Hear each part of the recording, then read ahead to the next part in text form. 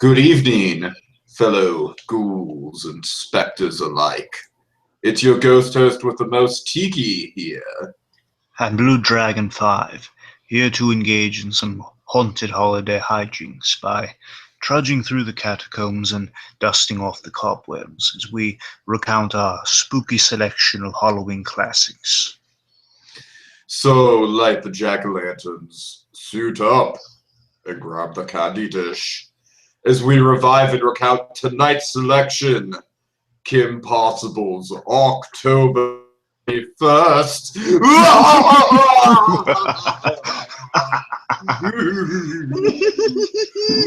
it's so spooky. Oh, how diabolical. How diabolical. Shingo! Oh, God. Do you like my creepy pony in the corner of BlueDragonFive?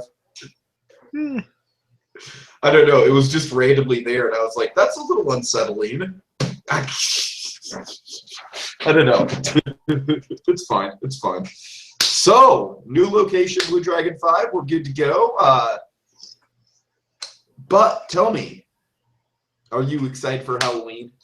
Because I already asked you this yesterday. So I'm just going to repeat myself. So how excited are you today? I'm excited. I'm moderately more excited than last time. Good, awesome. Did you hear that Danny Elfman officially confirmed Nightmare Before Christmas to be a Halloween movie? Or I'm sorry, not Danny Elfman.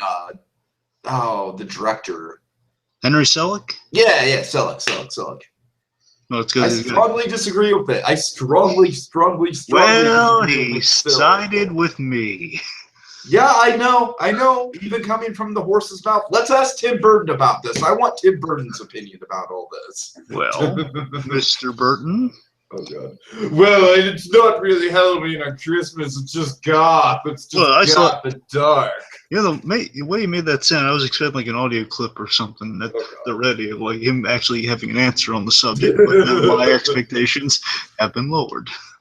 Oh, come on. Do you think I have actual production values? Who do you think we had production values for like 4 days before my laptop crashed. You experienced that firsthand. Yes. It was awesome for a brief moment. Okay, well, back to what we're talking about. Okay. Did it. All right. Kim Possible. Yes, indeed. BlueDragonFive, I got to tell you, this was definitely a show that was a guilty pleasure for me when it was on. Not really because it was like, oh, the female protagonist. Because, it's like I was an avid fan of the Powerpuff Girls, as were many males in my demographic back in the day. But more so just because I had already grown out of cartoons at that point. So I guess it says something that teenage Tiki was able to get into something like Kim Possible, whereas we've already discussed I wasn't really able to follow something like Billy and Mandy or Danny Phantom or something of that nature. I don't know. For some reason, Kim Possible still stuck an interest with me, and I was able to kind of I didn't follow it as closely as you do, so I don't really have an encyclopedic knowledge of the episodes or all the villains or anything like that, but I definitely remember watching it whenever it was on and really enjoying myself with it. So this is a show I do have fondness for. Ah, yes. One of the best Disney shows, in my opinion. One of the best. Before Gravity Falls came along. I'm just saying. Yes, but seriously, I got big nostalgic connections to Kim Possible, as I've mentioned many times before. It has great episodes, fantastic voice acting, and Will Ferrell is always a riot as Ron Stoppable. It's always a very, very great show. The more you watch it, I think, the more it's just to be enjoyed. And then this one's their Halloween one. Not exactly. It's not one of my favorites, but it's a fun one for the holiday. It's a Halloween centric one. It's fun. Well, I think it stands up just because I think it has a lot of really good Halloween tropes going on that we'll get into. But you know us, we love our tropes. We spend a whole month talking about those tropes for a different holiday this time, but still, they're there. Yes. Okay, so without further ado, you want to jump into October 31st. Yes. Yes. Ooh. So we start the episode with Dr. Draken and Duff Killigan. This Now, guy is yeah. fucking amazing. Yeah, and I think I anticipated you might be a little lost on Duff Killigan. No. I remember him. Oh, good. Yeah. I mean, he definitely wasn't as major of a villain as Draken was, but I've seen episodes with him in it. Killigan, the mad golfer, one of the most hilarious premises for a villain. Yeah. just Especially because of how serious he takes that title. Exactly. Just the world's most dangerous golfer. Oh my god. And just you'll notice Killigan usually reappears like he appeared in the first movie they had because he was so entertaining and you see so much. He's literally larger than life. He's kind of like a caricature. You know what I mean? And he's definitely a caricature. Dr. Draken is almost impossible to beat in terms of hilarity and awesomeness, but I don't know. Killigan's up there in terms of just hilarity. I think Killigan is just pure entertainment value, whereas Draken, there's a few more layers to him. There is, and of course, the Dragon kind of has an arc by the end of it. It's a really subtle arc through the whole series. It's really clever. But no. Oh, anyway, so basically, Draken and Killigan, they always have the funniest interactions. And I believe it was kind of started here with them crossing over. I think it was the first time they crossed over. This is way before the movie, the first one. So basically, Draken and Killigan, they're working on a little deal here. They're haggling over what's called the Centurion project. And then Shigo interrupts. She's like, "Can we not haggle?" Oh, again, haggling's the best part. Shigo, I love Shigo pieces voiced by the lovely Nicole Sullivan, also Miranova, Buzz Lightyear's Dark Man, as I mentioned before. Yeah, she's all business. She was like just taking the fun out of it. These two idiots. But she's trying to be efficient. That's her whole deal. Exactly. And then Killigan, he hands over the thing. All this over a little bracelet. Don't complain to me. Complain to the scientist. Yep. So then Kim Possible and Ron Stubble, they return. They intend on returning it to the rightful owners. And Ron Stubble just says, "Well, I have nothing to add." Everyone is just like, "Kim Possible! I have absolutely nothing to add to that." It's so funny that Will Friedle's now voicing Star-Lord. I think that's so funny. He does a great job, too. I'm just saying, he's voiced so many great characters in animation, and superhero and non-superhero alike. He's Ron Stubble, Terry McGinnis from Batman Beyond, and of course, Star-Lord right now. Of course. And again, this is the first kind of a crossover between Draken and Killigan. Wait, you know her? Know her, hate her. Then, Shigo, attack! Shigo lunges for the attack, as she always does. This is the way things go. Draken just commands Shigo to fight Impossible, because Draken absolutely has no fighting skills whatsoever. Except for his tiny little pincher-like hands. Ron, Ron stops Killigan's exploding golf. A little bit of heroicness from Ron Stubble. I have nothing to add here, too. And then, basically exploding golf ball. That's about to hit the both of them. Ron Stubble deflects it with kind of pulls a Back to the Future Frisbee style save with a plate. You remember the old Back to the Future 3 threw it far out. It was just freestyle. Yep. Let's see. So, place is coming down around because of hence the exploding golf ball. Rufus gets the Centurion project from Draken. Crawls all over and gets a little bracelet, and they're out of there. Lands on Kim's wrist, and it's going to have some pretty major repercussions later on. Oh boy. Let's just say it's fit pretty snug on there. We're going to find out why. Oh yeah, you can say that again. So they leave, they get out of there, and then the Robo Killigan's asking Draken, "Do I still get my money?" Oh wow! Get the awesome theme song. Yeah. Call me baby if you want to reach me. All right. So let's see. So given she can't remove the bracelet, when she's having her tech guy, you remember Wade, don't you? Oh, of course. How could I not? Come on, dude. Come on. You're treating me like I've never watched this show. Well, I love Wade. We all love Wade. I'm making sure. Sure. All right. All right. So Wade. I didn't quite remember Monique, I'll admit, but I picked up on that pretty quickly. So Wade has no information on the bracelet in his database as well as connections. They got nothing so far. Basically nothing till looks like still nothing till Monday, at least because the holiday coming up, of course. It makes sense, I guess, but then again, it's like, do businesses really close on Halloween? Well, it's kind of funny. I think it's actually it's either Halloween for them falling on a Friday or actually a Saturday. It's like it is this year. I know that's what I'm saying. It might be kind of funny in one of those ways. Yeah, I hear you.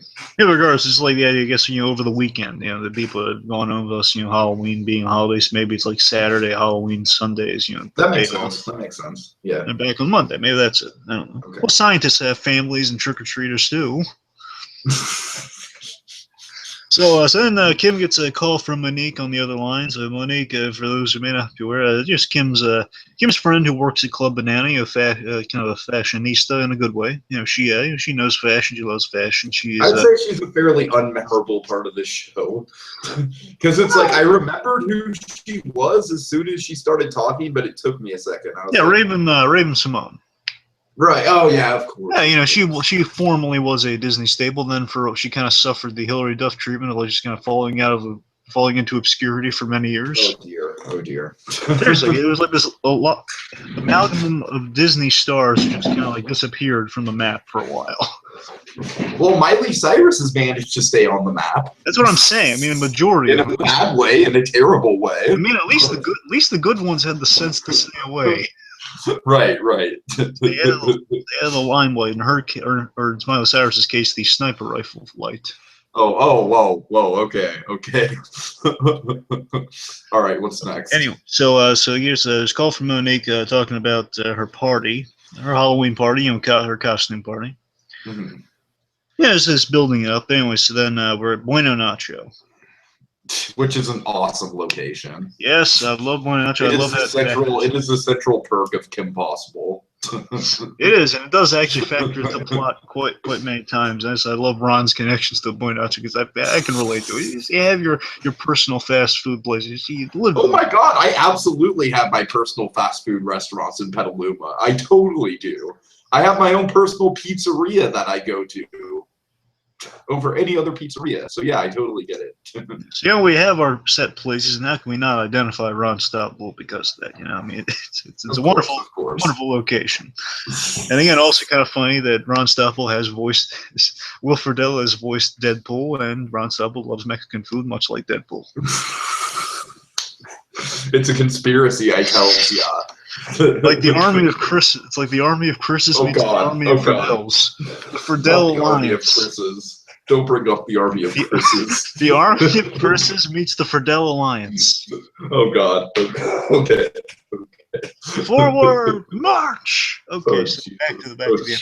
So no, I'm just picturing Chris Pratt as Indiana. Like Chris Pratt is Indiana Jones. Chris Pratt is Star-Lord, and Chris Pratt is Indiana Jones from Jurassic World, just all leading the pack. Quickly to Fort Ford. Oh God. Okay. Get it? Harrison Ford. Yes, I get it. It's a fort, but also it's a letter off. Okay, moving on. So let's see. Oh dear, we're dorks. We are officially dorks. Okay, well, back away from the boost in confidence, let's get back to the episode. I'm sorry. So Ron Stoppable loves Halloween. I said we. So Ron Stoppable loves Halloween, as we all do. He loves Halloween to the extent of the whole, smell my feet and everything. He loves Halloween. Oh my God, no, he's a traditionalist, man. Oh yeah, but you got to give it up for it. I mean, come on, it points to Ron Stoppable. Oh yeah, absolutely. Dying breed. It's a dying breed. It really is. Anyway, so Ron Stoppable is all set in tradition, which is kind of a trope for Halloween, especially. Absolutely. It warmed my heart to see this trope kind of come into play. Oh yes. And Ron Stoppable says this year we have a joint costume of basically a two-person costume of a unicorn of all things. And then Monique kind of brings up the question of, I believe it's Kim or Monique pointed out, aren't we a little old for trick or treating? Yeah. And now, of course, you know where else this comes in. You're gonna make a Gravity Falls reference, aren't you? Gravity Falls.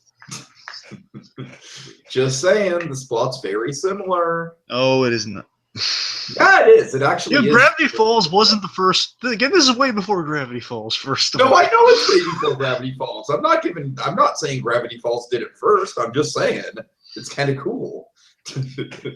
Boy, so last year, Kim said, "Well, look, I got called ma'am. A kid called me ma'am last year. Well, that means you command respect. I was a clown. I believe you were a hobo." I love the semantics of Ron Stoppable. They're always hilarious. It's one of his big comedic points. All the semantics of Ron Stoppable. Of course. So basically, there's the question of well, why don't you come after? Yeah, why don't you come after? No after. We gotta hit up. There is no after. Yeah, there is no after. We gotta hit Upperton, Middleton, and Lowerton. All the three districts. God. Oh, BlueDragonFive, that gives me flashbacks of like, all right, we got to go up West Petaluma, then we got to hit the east side, then maybe we can go into Rohnert Park, hit the next town up. That was what my childhood trick-or-treating was like. Oh, those man, good times. Are those happy? Good, that was for those where there were going to be some wartime flashbacks. No. I'm just saying, my family would literally like, all right, let's do this side of the big town, and then let's do the next town over. Like, we'd literally like do a cross-county trick-or-treat. It was awesome.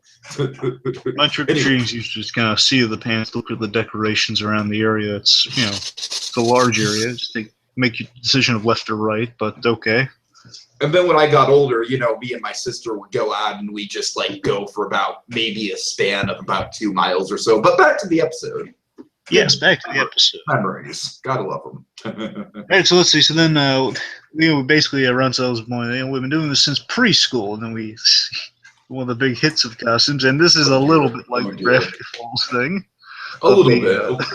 Of the pairings, not exactly a twin pairing, but essentially a reduced, yes, the year of the ballerina and the cowboy. Then we see it unfold, but not exactly how you would expect it. We see Kim Possible as a cowboy, which is awesome, and Louise Ron as the ballerina.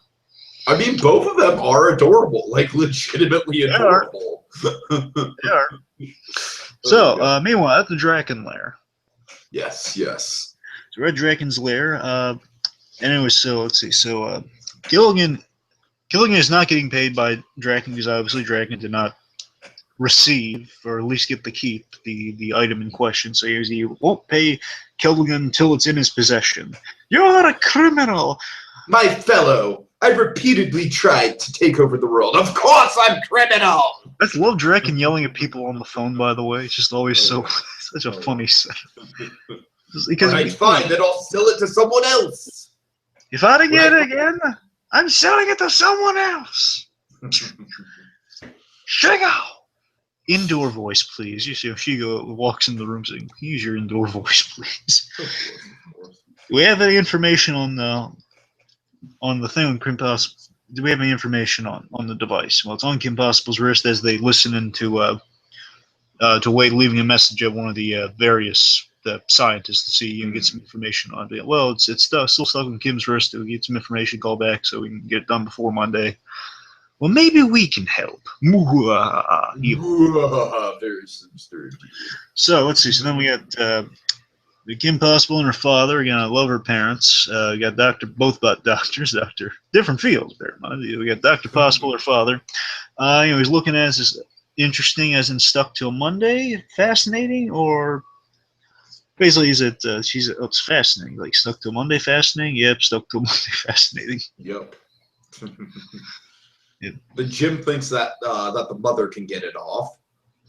Yes, by rather unconventional means. She is a gifted surgeon after all. So amputation is broad, basically. And again, too, if they're not just saying cut her hand off, they're saying we'll cut it off and put it back on. We'll cut it off and stick it back on. Yeah, sew it back on. I mean, one hand would be like shorter than the other, but it's all good.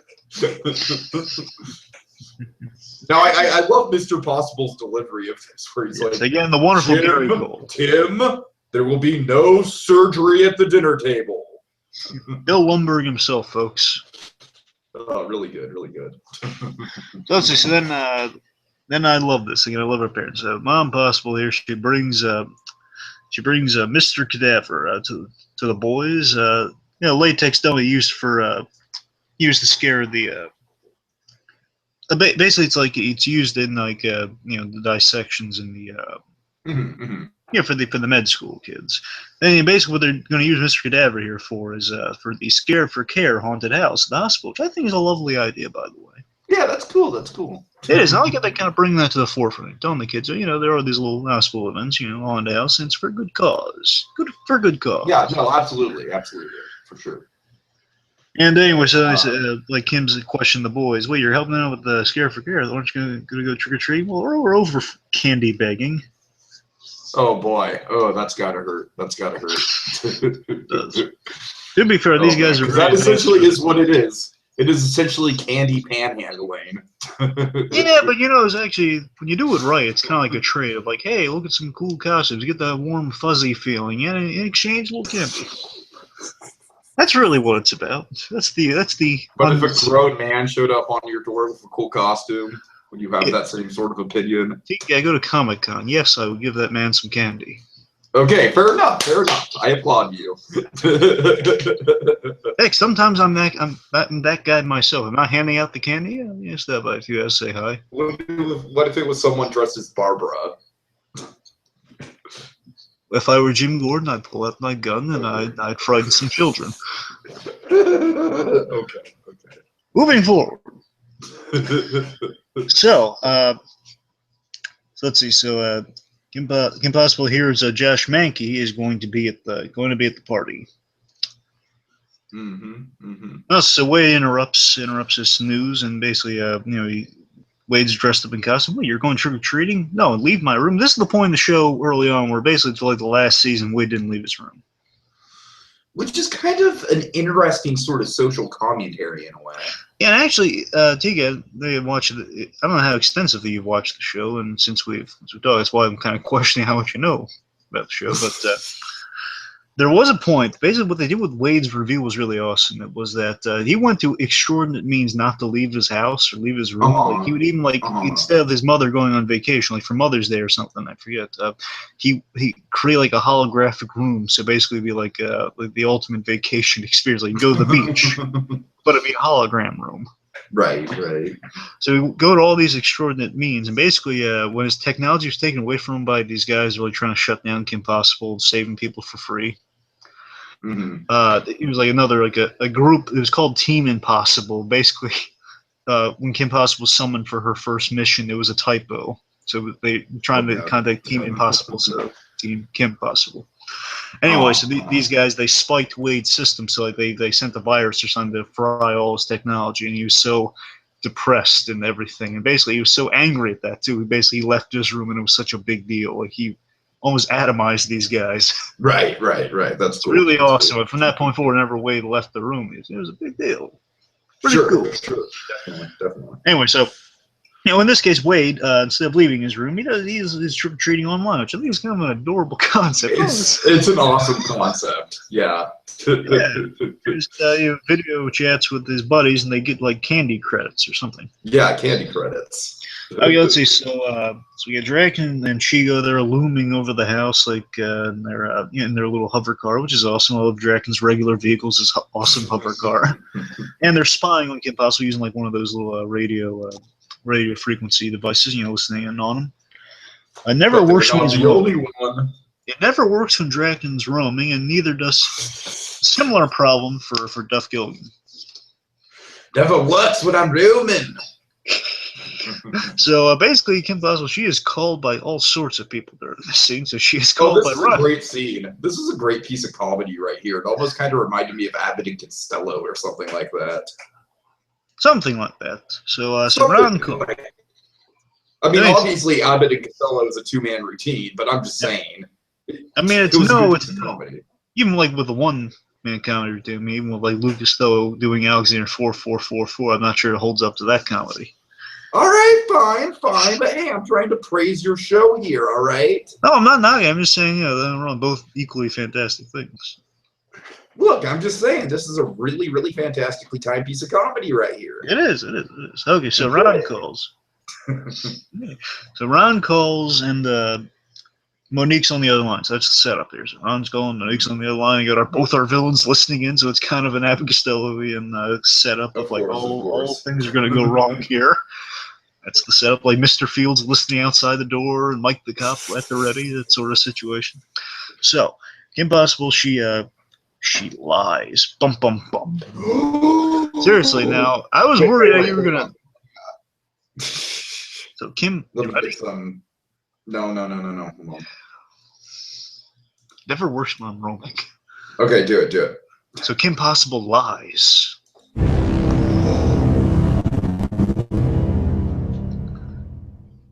So yeah, this is seriously, this is a big deal because Kim Possible, she's a very honest character. She's kind of the role model for all teen characters, and I mean, she's lying. The idea she's like the Richie Cunningham of teen heroic characters. Oh God. Not a liar. Those are some big morals to fill. That's what I'm saying. I mean, she seriously is like she was kind of the. But I don't want, what I'm thinking. I don't want to say it. Oh God. You see, folks, he knows me that well. Yes, I do. No, but seriously, she's even got the red hair. Either way. Oh God. But she doesn't have the mustache, though. No, she does not have the mustache. Well, as a cowboy, she might have the mustache. Anyway, seriously, though, it is a big deal for Kim Possible to lie. So it's interesting they kind of took that direction for the episode, Yeah, it kind of reminds me of something similar as to Danny Phantom, where both of the episodes are kind of about characters getting their comeuppance in a way. Yes. So anyway, so basically, Kim's excuse for not going trick-or-treating with Ron here is that her mom is making her help out at the haunted house, which, is a viable excuse, but again, a falsehood. And she's telling this to Ron, her best pal in the world, so obviously, she's crossing a line here. Bear in mind, it's a very harmless line, but she's still crossing a line here. And there are worse things to lie about. And things are only going to get worse from here, though. Yes, don't get me wrong. There's some cost to this, but it's a great moral here. That's what you got to respect about the show. You have some really great morals in these shows. So let's see. So Ron Stubble, he's bummed out about it, but he's supportive because he's awesome and he's a good friend. Anyway, so mom, she's going upstairs or something, like to meet Kim, or like drop off laundry, or whatever she's doing. I forgot exactly what she was doing. Seriously, I think she might have laundry. Do you remember laundry? Dude, I don't know. Point is, the mom is Mrs. Dr. P, as Ron referred to her.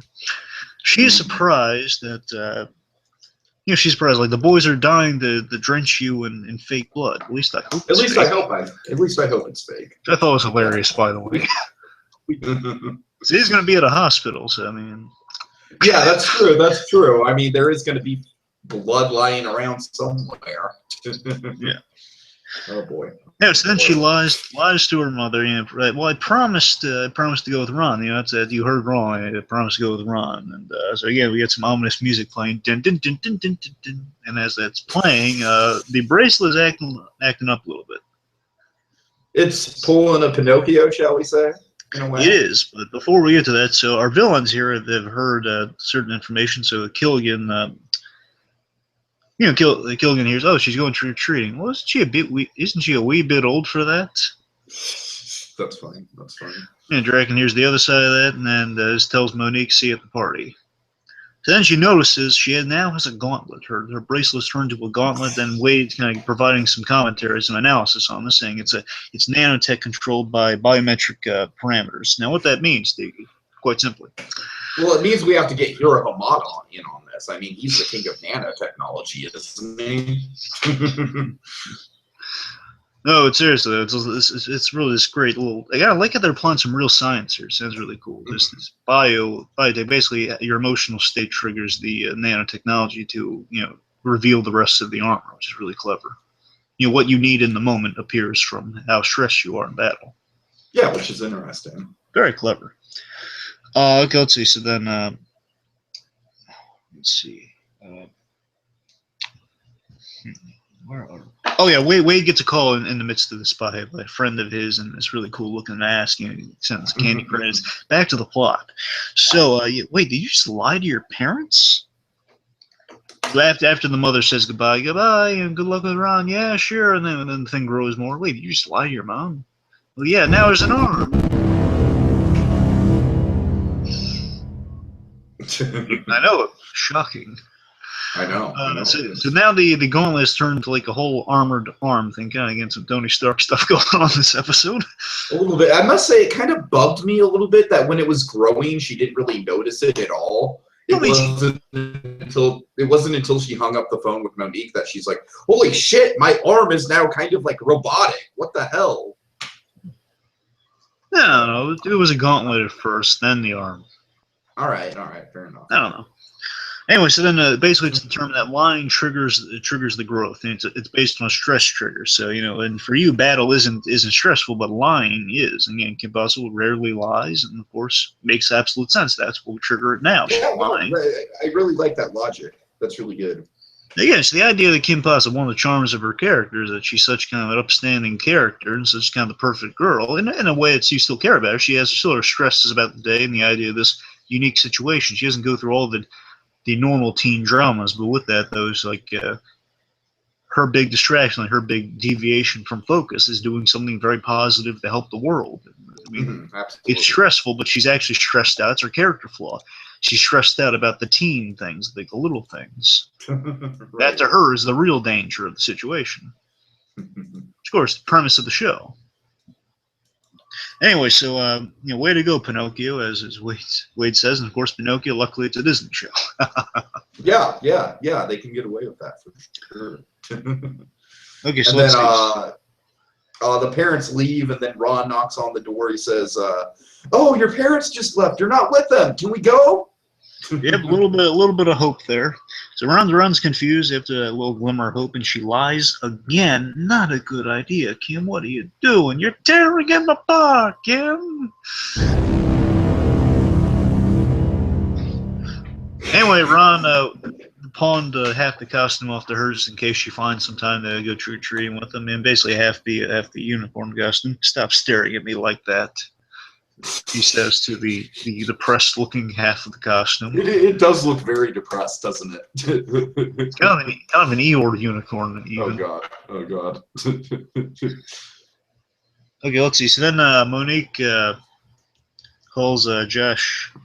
Basically calls saying Josh Mackey's here. Yeah, hurry up, get to the party. So we're at the haunted house. The Possibles are decked out. The parent says vampire and the witch. Enjoy. Thank you. Enjoy. Thank you. Enjoy. Yeah. Then Mr. Possible, do you dare face the scare for care, House of Horror? All the crowd's like, yeah, let's do it. Yeah, really it's kind of neat. They're really getting into it, I mean, yeah, they are. Far superior to not in terms of haunted house, but in terms of the presentation of the pickles. I said in presentation. I'm throwing Dee under the bus with that mainly. Because I mean, we don't. Yeah, exactly. Right. I'm saying presentation. We don't exactly see what's in this house one way or another to judge. You know what I mean? That's why I'm saying just the presentation. Sure. You gotta admit, the Possibles have far much more showmanship. Although with presentation, you gotta admit it is awesome that Drew Pickles as a gorilla is the one who greets you. Okay, I'll give you that. That is pretty awesome. Anyway, so then let's see, we got Draken and Shigo nearby, and they're trying to blend in. And Shigo puts on this little domino mask. And you're just doing that to annoy me, aren't you? Probably. Yeah. She does look good with the domino mask when it fits the costume, Anyway, so Kim arrives as a princess. Yes. And what we have here is a case of awkward social interaction. I think I'll be so bold as to ask, you've been to your fair share of parties. Is accurate to the experience? I have not been to my fair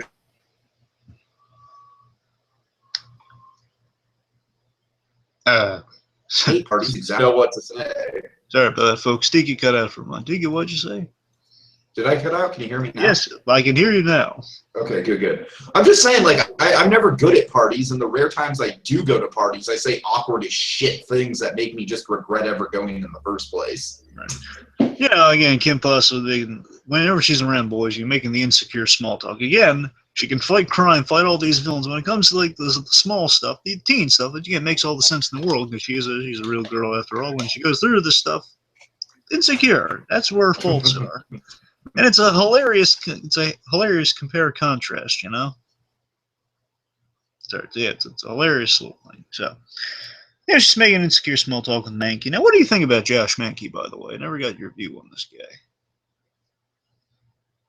And he's frozen again. And he'll be back in 3, 2, 1, or not. Sorry about that, folks. I'll proceed. Oh yeah, wait, there he is. And oh, glorious technical difficulty. So, get the Mankey in a second. And so Kim mentions the scare for care. Mentions her mother and her father, doing the scare for care thing, the Mankey, and Mankey points out, well, yeah, he knows about the scare for care thing. He does it every year. It's one of the things he really likes. He actually plans on going there afterwards. So then Kim says, well, I can't exactly go. I told him I wouldn't be able to, ... Well, doesn't matter. And the costume feeds on that stress and grows some more. And what's your costume? What are you? The Princess Senator?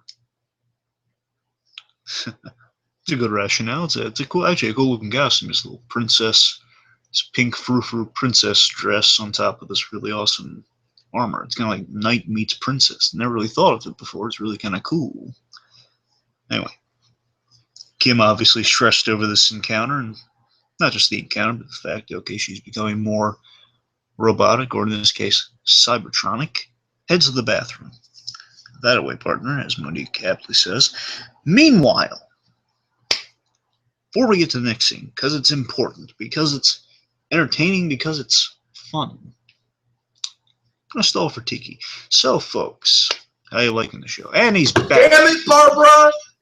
Fucking A, it's been so long, but Barbara came back. Stupid Barbara.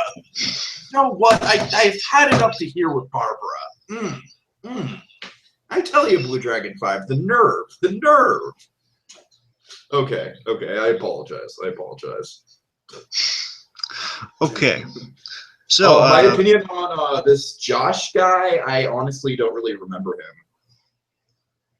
In the episode? No, I know who he is in the episode. I just don't really remember him in the series in general. Yeah, he was just kind of the main guy she lust after, and That's what I figured. I just don't. He never really stuck out that much to me. I'm just saying, as this kind of character, did you view him as just kind of like? I was wondering, like, you see him as like conventional or like any character to him whatsoever? Because I kind of saw a bit of that with him this episode. I mean, I did like how he kind of like made the attempt to connect with her in terms of like the family running the haunted house. You know what I mean? It seems like he's got some sensitivity there. It seems like there's some layers to him. I don't know. Yeah, the interesting. I mean, I can't really judge. Yeah, the interesting thing with Mankey is that he didn't really appear that often because again he was just kind of put in there a few times to be kind of the lusted after boy of Kim Possible. But it seems like the Hey Arnold equivalent of Ruth. Actually, that is very apt, Tiki. That is exactly how. So that's the thing. That's what I'm trying to get to. Is that whether he's purely a Ruth thing or has a little more dimension. So he has a little more dimension than Ruth. It seems like he has a little more dimension than Ruth. Yeah, I'll give him that. Because last thing I'll say on Mankey is that initially through the show is that when he did appear, and again ultimately, she ends up with Ron Stable, which is fitting. Friends, it makes sense. Of course. But the thing is, when Mankey was there, I like that they made him not just like as the end of this episode shows, he's not a closed-minded guy. He's not just like he's not eye candy, and he's not just like he's not eye candy. He's not like a dumb jock. He's not like a guy who treats other guys like trash. He's actually a nice guy. Like even Shigo approves of this guy in one episode, saying, I approve. What are you? I think you're a nice guy. Yeah, but it's a little. I'm just saying, I like how when they do put him in there, actually make him like, it's a decent option. Yeah, sure. Anyway, okay, so we're at Ron Stable trick-or-treating. So how does it go, Tiki? Oh, dear. Oh, this is the best scene of the episode, I think. All right, so Ron knocks on the door. Let's see. He says, "Trick or treat, smell my feet, give me something good to eat." This delightful man comes out and gives him some candy, of course.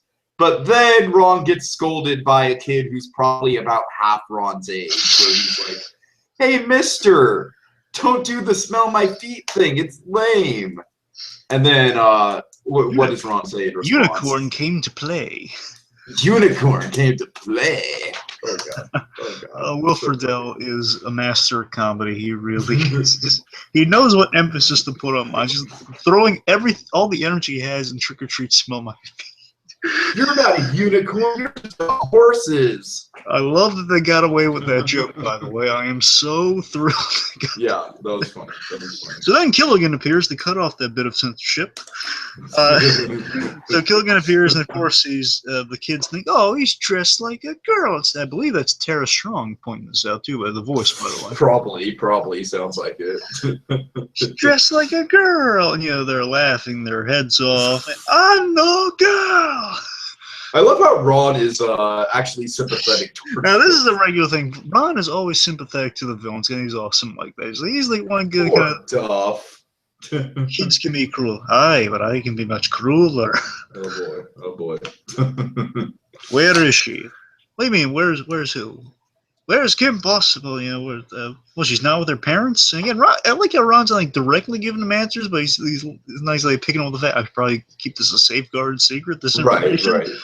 He's like just kind of coming out of confusion on both sides here. Oh, she said she was with her parents. No, she said she'd be with you. She told her mama she was going to be with you. Anyway, so then the man in the house, with the candy dish, he opens the door and says, "Oh, and here's something for you. A little piece of advice, though. The beard doesn't really go with the girl costume." I'm not a girl. I must say, I think it's a little bit kind of like, I'm not really a fan of like, oh, he has a kilt, it's a skirt. Well, it makes sense the kids would do it, though. I guess so. I think it's a repetitive gag in general. It's fine here. I'm not really complaining. I think the follow-up's pretty funny, though. The follow-up, the next use of it's pretty funny. Yeah, they do get some good uses out of it. I'm saying more like the cookie part of the Oreo works here, just the creams. Anyway, but seriously, just like Ron Styles' interaction with the villains of kind of the mundane, kind of like, "Oh, I don't feel that way, man." That sort of stuff is always kind of funny. It was like, just all the sincerity in the world from Ron Styles trying to relate to the bad guys for a second. All right, so Jim and Tim, they're doing actually a pretty effective job of scaring people with zombies. Yeah, the parents think, "Oh, they're cute," and they get twin costumes. There's a bit of gravity falls for you, but twin costumes. Boom. And then they kind of pull... It's all the Illuminati, BlueDragonFive. It's all the Illuminati. Okay, let's not go that far. So, anyway, so then they kind of pull the cutesy wool over their eyes when they pull a cord, and thankfully blood does not get drenched on them, thankfully. But the... or otherwise. Yes, but our Mr. Cadaver pal does appear. Yeah, like I said, they're being really effective at it. Cadaver appears and he's freaking people out because, oh my god, dead body, eek, very frightening. And I love this. Just Dr. Dragon, he wouldn't do this. I just love this. Just giving them props. Ooh, they're good. No sign Kim Bow's been waiting them and staking out the place, nothing. So then Dr. Dragon has a really hilarious bit here where he says, "Well, it's time for the direct approach." And I love this. Dr. Dragon, again, not the most successful villain, as villains many times aren't. But you know what? He's got a flair for the dramatic, a flair. He's got presentational abilities, and even though a lot of times Kim Possible kind of thwarts that by mocking with sarcasm and everything, but just he appears really like taps. I think he taps Miss Possible on the shoulder or something. Like she turns around, jump scare, Dr. Draken. Sudden appears, then kills. Not as bad as the jump scare that Stan has come to in Gravity Falls. Not as bad as that. What have you become, Stan? What have you become? No, but seriously, I love the idea. Dr. Dragon does have some, he's the most notable of the villains of Kim Possible because he has ties to Kim Possible's father. It's the idea. Sure. You know that, don't you? Yeah, I do. I'm making sure. I don't know how much you've seen. I'm sorry. Okay, so then Killigan appears. And then Dr. Possible has a hilarious line. Mr. Dr. Possible says, "Ooh, and the bearded lady, I'm Naga! I'm the Gilligan! The world's most dangerous golfer." Oh God. Anyway, so where is she? Take your, then Dr. Possible again showing kind of a firm front here. Well, take your evil elsewhere. We have happy Halloweeners here. Take your evil elsewhere. Well, she's not with me. And basically, Ron saying, well, she's not with me. I got captured. What's going on here? Oh, boy. This is the parents.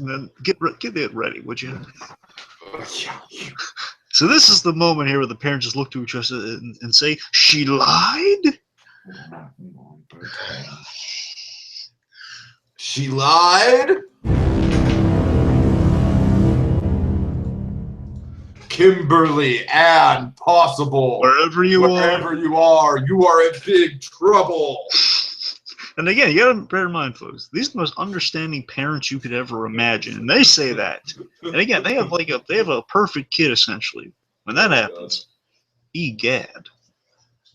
Some terror is gonna follow that night, oh no. Kim's in trouble. Tiki, you there? Hello? You there, buddy?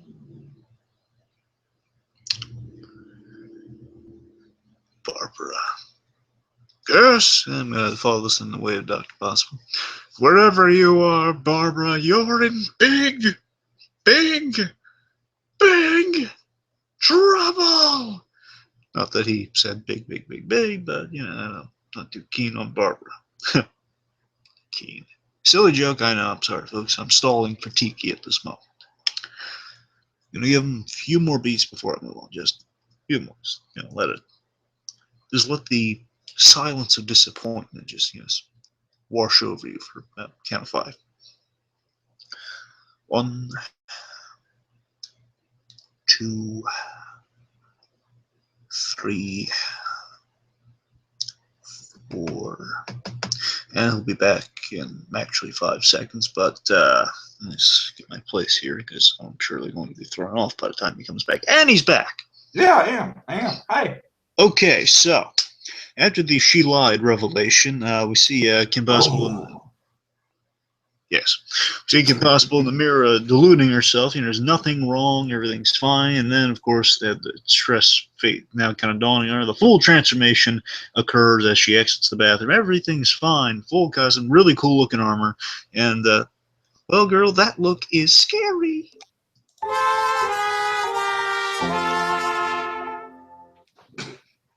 What was that for?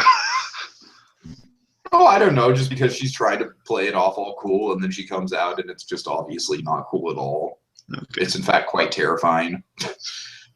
Really, you know what? I actually really like this element of the episode because it is kind of you know what it reminds me of?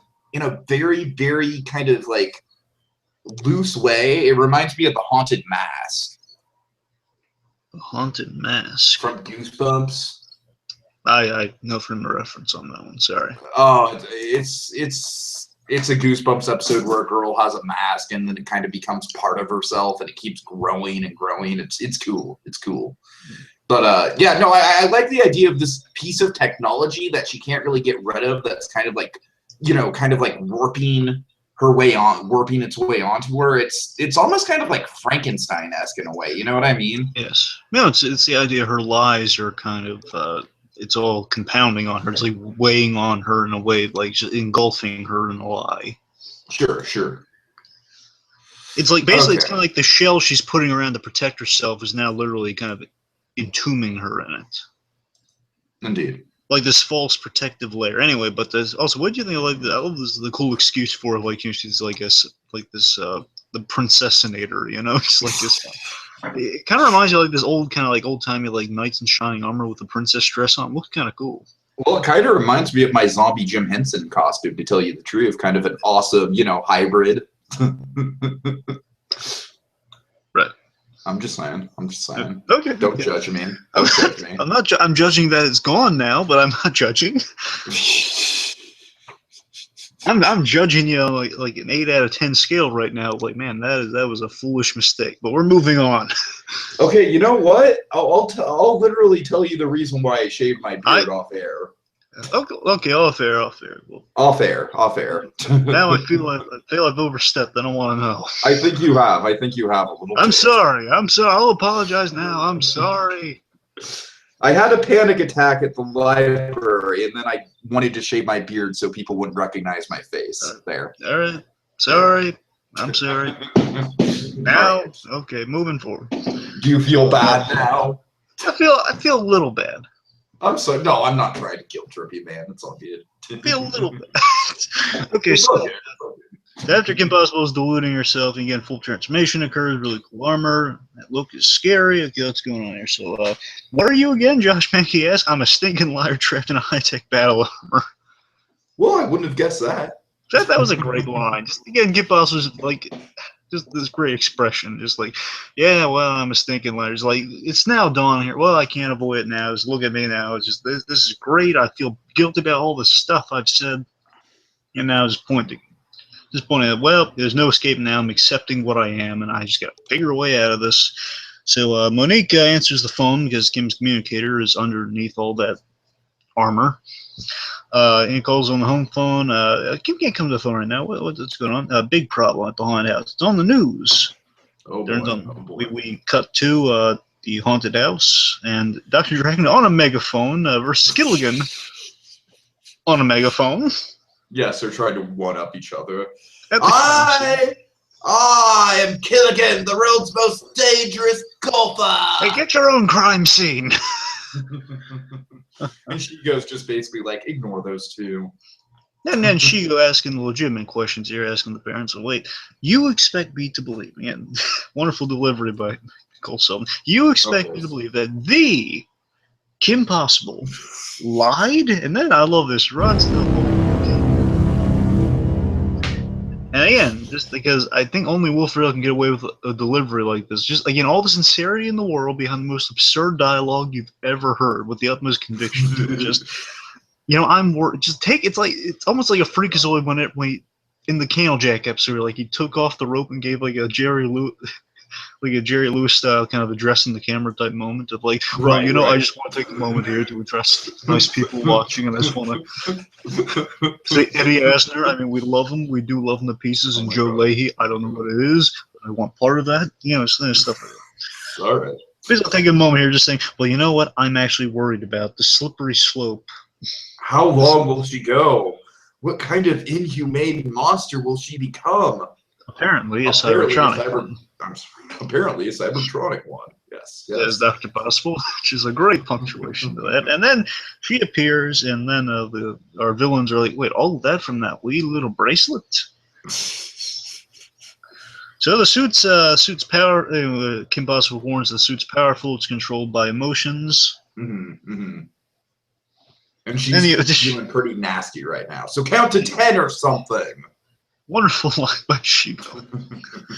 So then a really cool battle unfolds, Shigo versus Kim Possible with a battle suit. And down the line she gets an even better battle suit. So I wonder how much of this factored into that really, because this is like the armor.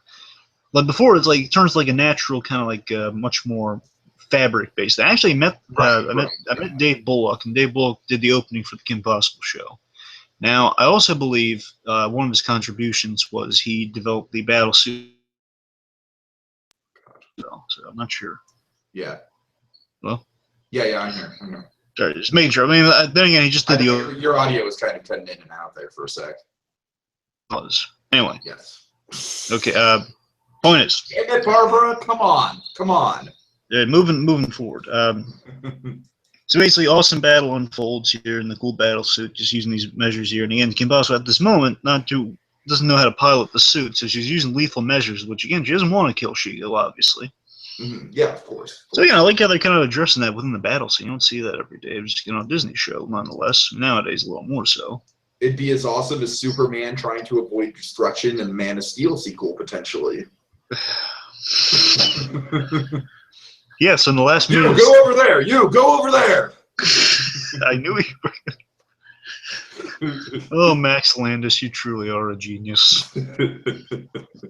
Anyway, So let's see. So as the battle's going on, cool battle. Like we see the suit is self-repairing for damage as she goes like, almost out for blow. Like her strikes again. You finally get to see some of her strikes land on Kim Possible because usually can't get away with that thing. But now in the armor, scratching the armor. Wait, it's not stained. Scratch. And basically, it's self-repairing.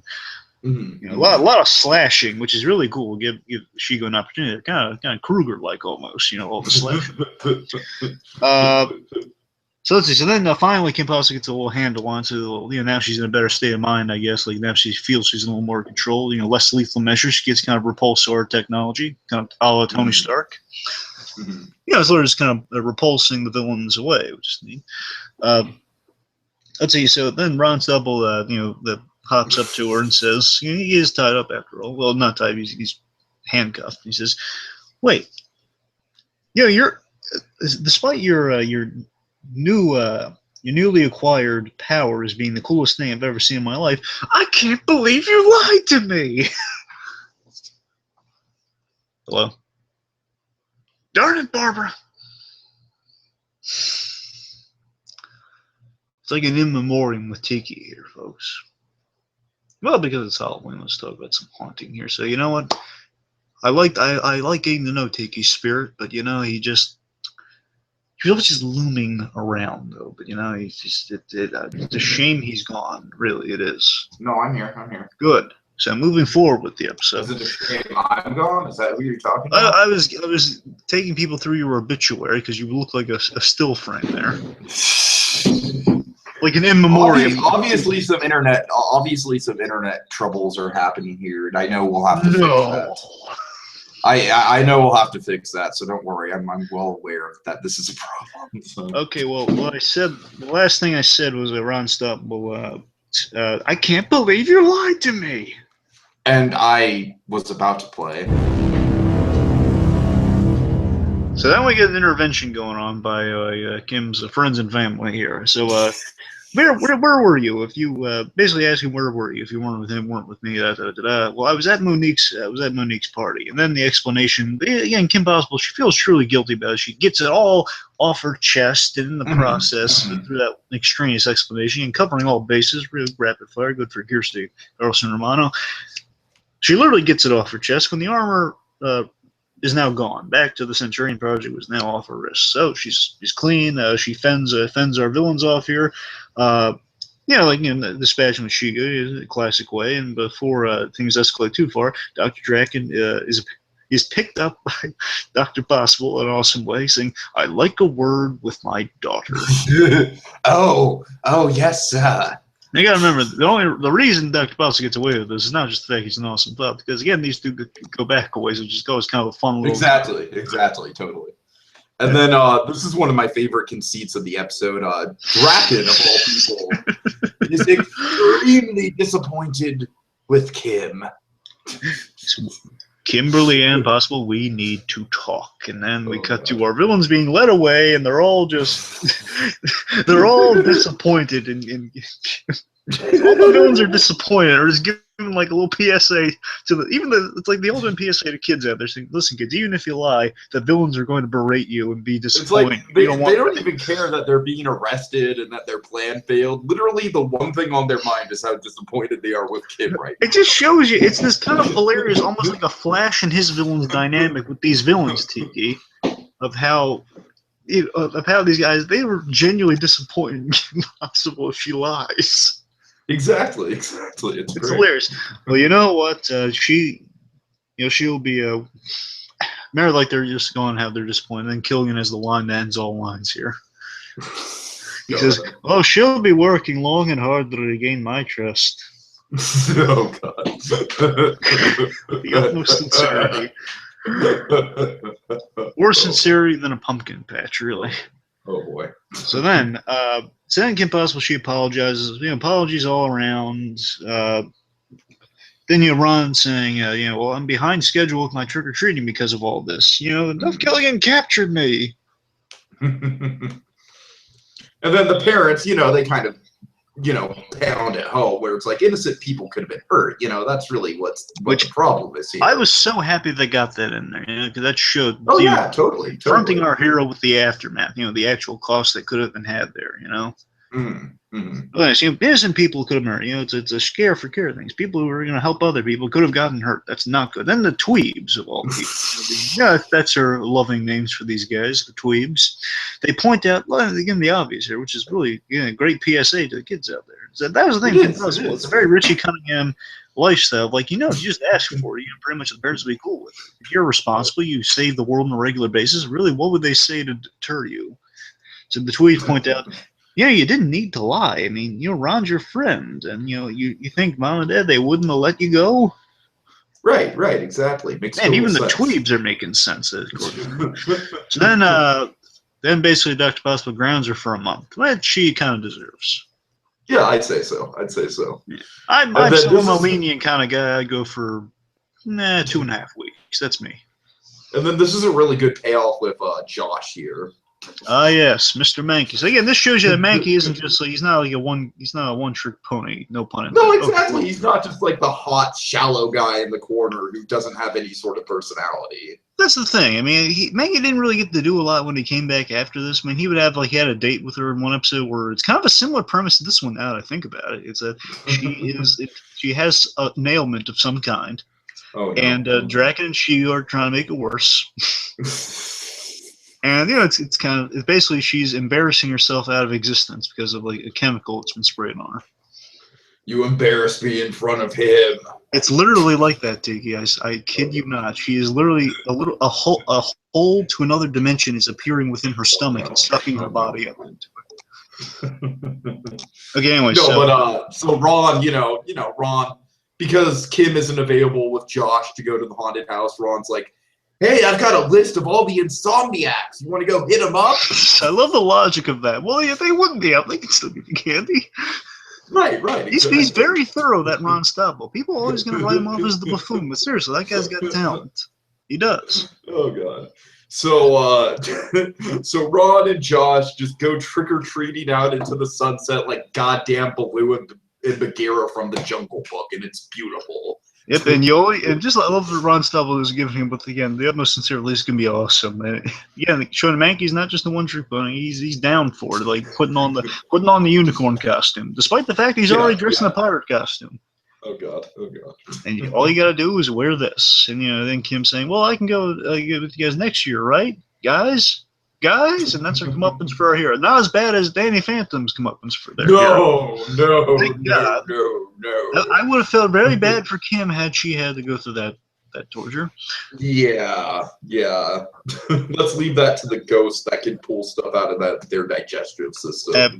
Absolutely, but still, Kim, that's the price of lying, kids, and it's a good message. So, what did you think of this episode? Sure. Before Barbara strikes again.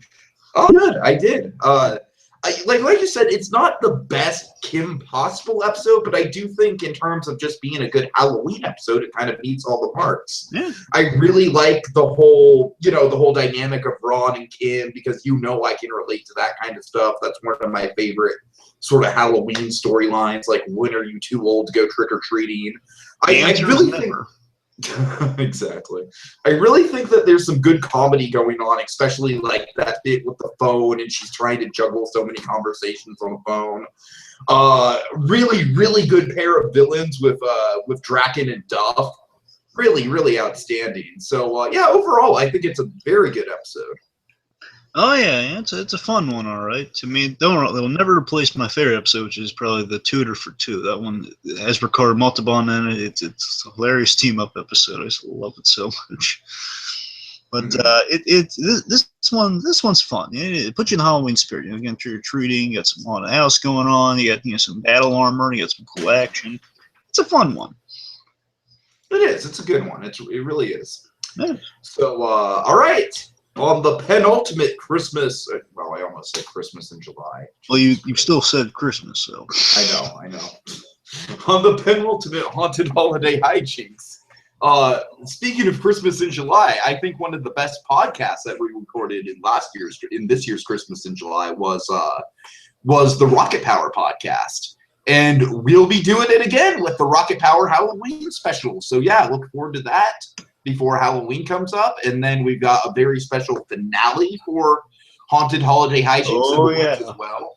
which Save is one of the best for last, folks. Oh yeah, just to clarify, last year was It's the Great Pumpkin, Charlie Brown, and I think this year is something just as iconic to round it out, and I'm really excited to talk about it. So, all right. So with that in mind, Blue Dragon 5. Well, folks, our spirits grow weary tonight, but don't worry, they'll be stronger than ever next time as we engage in more haunted holiday hijinks.